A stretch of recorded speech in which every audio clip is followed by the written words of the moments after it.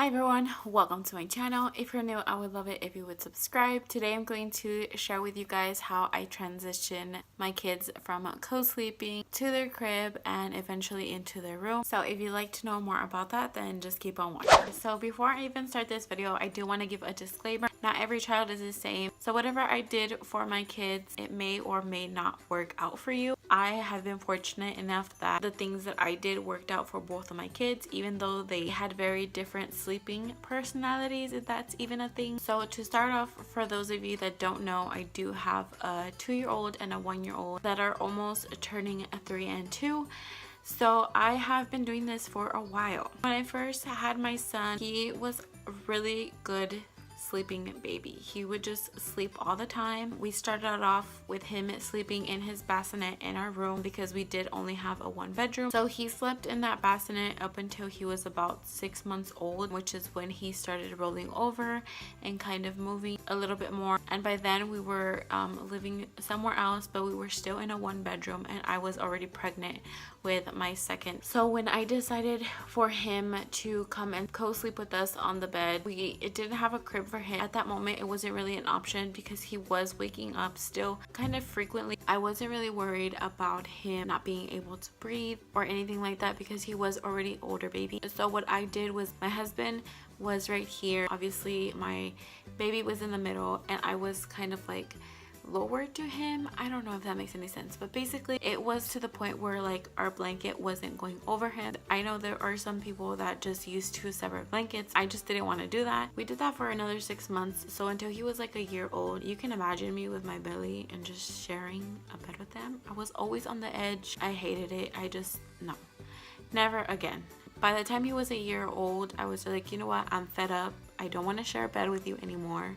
You need to go off to your crib. I was honestly kind of scared at how he was going to react to having a new crib because, you know, it's something different. They're so used to sleeping with their parents. What I did was that I just added one of our pillows from our bed into his crib. I still rocked him with my big old belly. He still had his blanket and his sippy cup, which he's pretty dependent on when he goes to sleep. I remember him waking up for the most part at the beginning. So whenever he would wake up, I would just go over and I would kind of like pat his back, or I would pat his little butt. I would tell him it's okay, you know, like I'm right here, which I mean, I literally was still right there. Even after I had my second baby, he would still kind of wake up, and just recently he has stopped waking up in the middle of the night.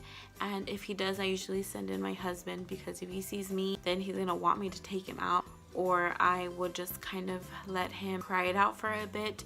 I usually wait anywhere like 5 to 10 minutes. If he's still crying like continuously, then I know that he needs something or something's wrong.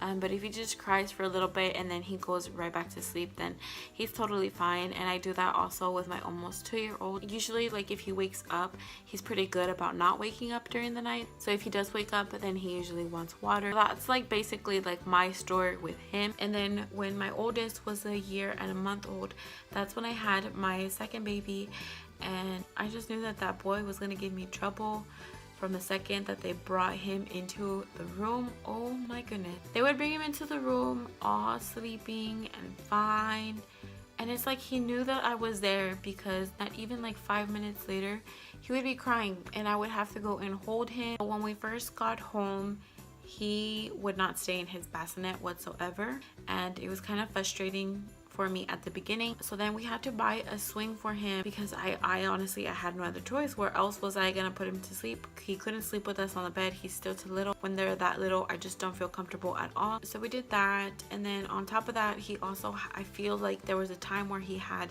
his days and nights mixed up, which that didn't even really last that long. I would spend about like 2+ hours trying to put him to sleep and he just would not go to sleep. And then waking up every 3 hours to feed him, it was nuts. Then eventually he stopped sleeping as much in his swing. Then I don't know why I got the idea of putting him in his car seat. Now, I do not recommend that you do this. It's not recommended that they sleep in their car seats for long periods of time. Newborns are not supposed to sleep sitting up because it blocks their airway. So the only reason why I put him in there in the first place was because my mother-in-law had mentioned to me a while back that my husband actually liked to sleep in his car seat. I was like, you know what, maybe I should give it a shot. And sure enough, he loved sleeping in that thing. That was like his life for the first few months of his life, because it was just like peaceful for us. He was getting sleep, I was getting sleep, everybody was happy. But I did always have like that worry in the back of my mind, so I would constantly find myself waking up and checking up on him and seeing if he's breathing. And then on top of that, he was waking up every 3 hours still. But eventually he outgrew that, so then I put him in his bouncer, and he wasn't rolling over or anything like that, so I wasn't concerned with him falling out of it. So he lasted in that for not even that long. He was finally like 6 months old. He might have been like 5.5, and I just decided for him just come and co-sleep with us. So basically I was co-sleeping with 2 kids in one room. Let me tell you, it's nuts. I feel like you always have to be worried about one waking up the other, and it's just, you know, I mean, you get through it, but it's just kind of difficult because you're always having to deal with that. Some nights they would even wake up each other, so I would have to put both of them back to sleep again. If you're ever planning on co-sleeping with 2 kids in the room, good luck. Make sure you have some kind of help.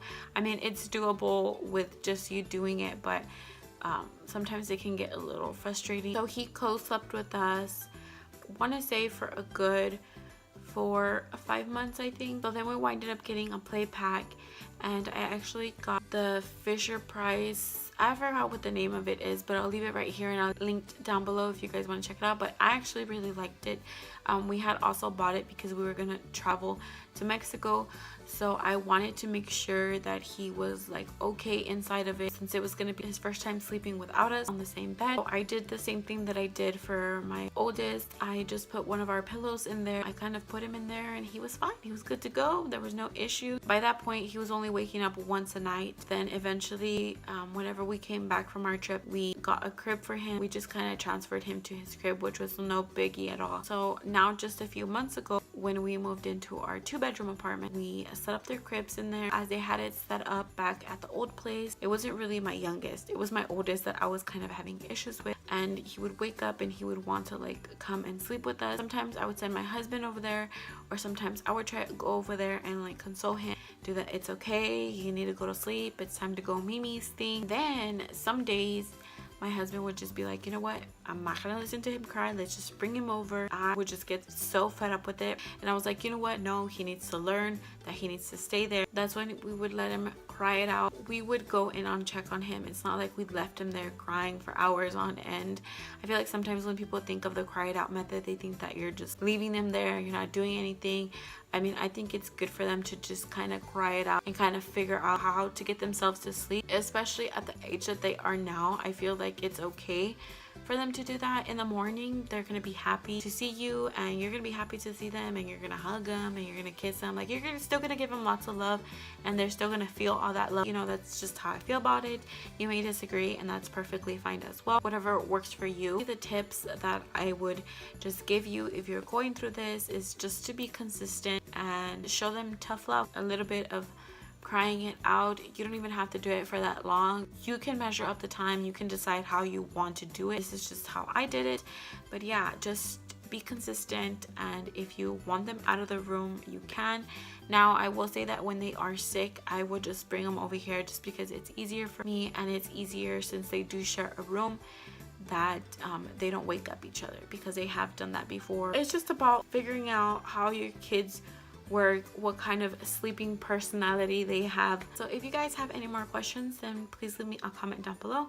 Don't forget to subscribe to my channel if you haven't already, and thank you so much for watching. Bye guys.